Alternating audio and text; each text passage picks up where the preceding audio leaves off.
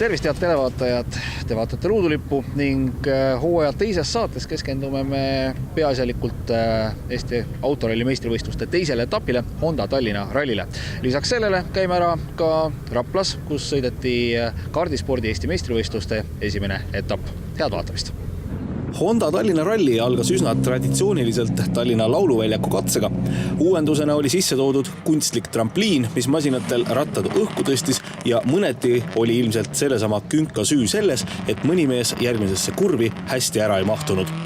Vaatamata sellele, et esimesena rajale läinud Georg Kross ja Raigo Mölder suretasid oma auto stardisüsteemi tõrkumise tõttu välja, oli lauluväljaku katse võitja Radik Šaimijev koos Maksim Tsvetkoviga ikkagi üllatus. 2003. aasta Euroopa meister autokrossis oli 3,5 sekundit kiirem Jukka Hiltonenist, kes 2008. aastal triumfeeris Tallinna rallil. Tänavu oli ta stardis N-rühma Subaruga. Kuid järgmised 2 katset lõid nii-öelda korra majja ja eesotsas oli seesama seltskond, keda oleme harjunud seal nägema. Kaksikjuhtimine oli Motorsport meeskonna käes, liidri kohal WRC autol sõitvad Kross ja Mölder, kellest 14,6 sekundi kaugusele jäid N-rühma kiiremad Sander Pärn ja Ken Järveoja Subarul. Juba Võrumaa talverallil eestlaste käest võitu näpsata tahtnud Läti võidusõitja Janis Vorobjovs koos kaardilugeja Guntar Ziklantsiga olid 3. kohal, 0,7 sekundit kaotust Pärnale. Raul Jeets ja Andrus Toom tiim RRC-st 4. kohal ja nemad kaotusid lätlastele 3 sekundit ja 5. kohal Kaspar Koitla, Andres Ots, omakorda 0,7 sekundit Jeetsile ning 6. kohale samuti tiim RRC mehed Saluri ja Lepp, kellel kaotust Koitlale 1,4 sekundit. Esimesed 5 N-rühma masinad seega napi 6 sekundi sees. Kiireimad kaheveolised olid klassi A7 liidrid Martin Kangur ja Silver Kütt, kes edastasid teist Honda Civic Type R autol sõitvat meeskonda Siim Plangi ja Marek Sarapuu 1,4 sekundiga. Kuna aga avapäeva katsed olid lühikesed, siis olid kõik ühte meelt, et järgmise päeva esimesed katsed saavad olema otsustava tähtsusega. Ja täpselt nii, nagu targad mehed ütlesid, ka läks. Ralli pikima 22 kilomeetri pikkuse aele katse esimesel läbimisel näitas kiiremat aega Janis Vorobjovs, kes edestas Krossi 11,2 sekundiga ja Pärna 11,9 sekundiga. Järgmine katse oli aga taas katastroof Krossile, kellel tundub peal olevat Tallinna ralli needus ning WRC masin jäi raja äärde põhjuseks mootori probleemid. Nii oli peale 6 kiiruskatset liidriks mõnevõrra endalegi üllatuslikult tõusnud Janis Vorobjovs. Edu teisel kohal olnud Sander Pärna ees oli 16,2 sekundit. Сегодня самое главное было это сделать правильную тактику. Так мы ехали, чтобы сохранить первый доп. Ехали, чтобы сохранить шины для второго допа, сегодняшнего второго дня второго допа. И просто там быстро проехать. Проехали там быстро. Sander Pärn, kes rajal koos Ken Järveojaga, oli selgelt nõus sellega, et Vorobjovsile anti hommikusel teisel katsel liiga palju aega ära. Tänased esimesed 3 katset siis võib rahule jääda, ainult et 5. kiiruskatse, mis oli pikk katse, 22 kilomeetrit. Seal nagu saime konkurentidelt natuke palju ära, et ise samas siin aru ka, et oli nagu varu, ja siis järgmisel läbimisel pikal katsel üritasin nagu paremini sõita, aga ikka saime nagu Vorobjovsit ära, aga samas ei saanud nii palju enam. Kuid edasised vahed olid endiselt väikesed. Koitla ja Ots jäid Pärnast maha 6,6 sekundiga, Jeets Toom Koitlast 3,7 sekundi kaugusel. Siis olid vahed juba pisut suuremad, 5. olid tõusnud Hiltonen ja Kalliolepo ja 6. Marko Kasepõld, Rein Jõessaar. Esiots seega N-rühma masinate käes.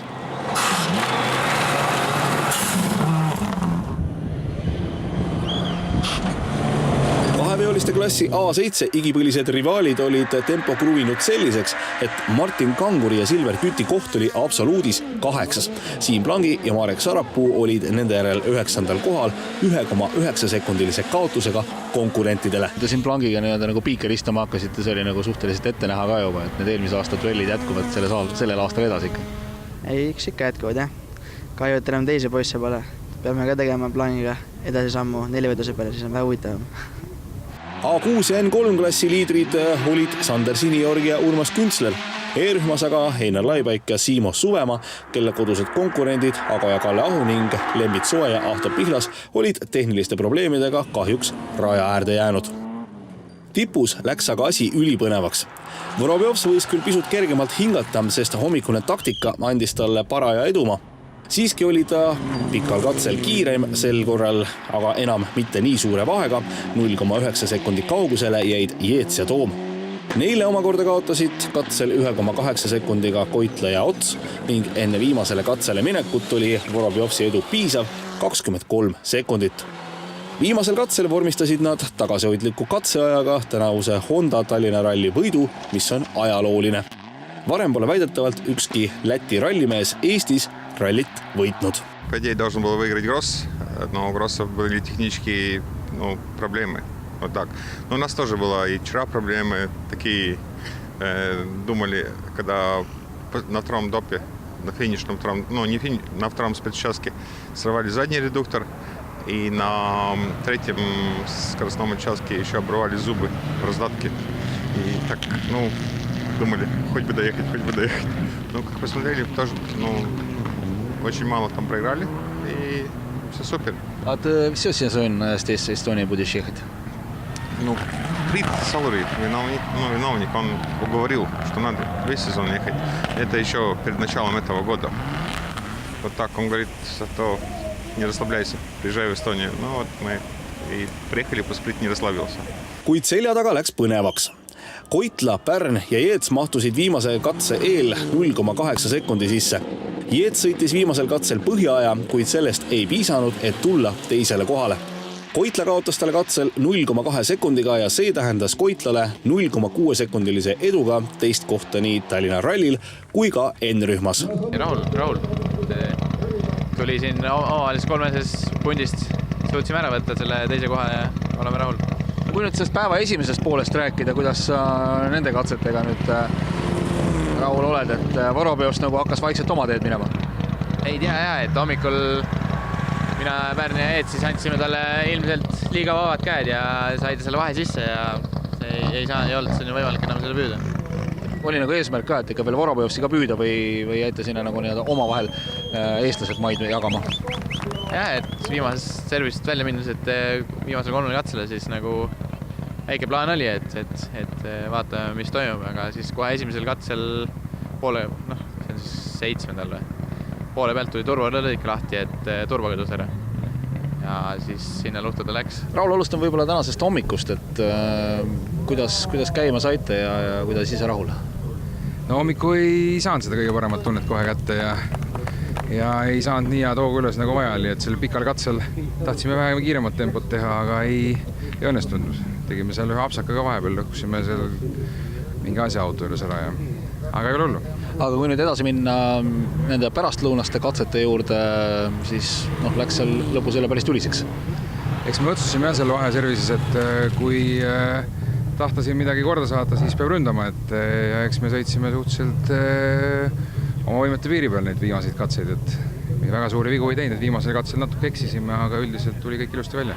Jeetsile Toomile siis 3. koht. Sander Pärn ja Ken Järveoja kaotasid konkurentidele viimasel katsel paari sekundiga ja sellest piisas, et poodiumilt välja kukkuda. Kokkuvõttes võib öelda, et esimese kruusaralli kohta 4-veduse autoga jääme nagu kaardilugejaga üsna rahule, aga et selles mõttes, et sai Koitla ja Jeetsiga täitsa nagu võrdselt sõidetud ja enne viimast kiiruskatset olime kõik 1 sekundi sees.